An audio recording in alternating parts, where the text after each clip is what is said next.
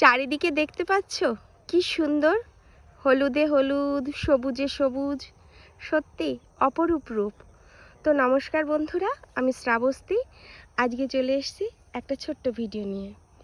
আজকে এসেছি আমার মামা বাড়িতে, মানে আমার বরের মামা বাড়ি ভূতপাড়ায়। এসে একটু মাঠের দিকে চলে আসলাম। মাঠের দিকে এসে তো আমি একদম তো অবাক বলতে গেলে।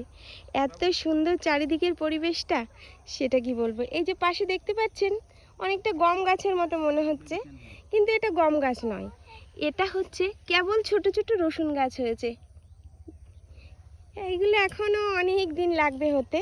আর রসুন গাছের পাশেই রয়েছে, এই পাশে তো সর্ষে ক্ষেতটা আপনারা দেখলেনই, এর পাশেই রয়েছে মটর শাকের ক্ষেত। কত বড় মটর শাকের জমিটা, মামারা প্রতিদিন বিক্রিও করে এখান থেকে।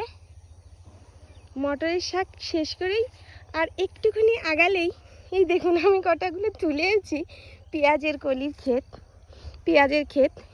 এই যে পেঁয়াজের ক্ষেত হচ্ছে, এখনও শুরু হয়নি পুরোপুরি, পুরো দমে। এই যে কেবল দুই একটা করে কলি কেবল বেরিয়েছে।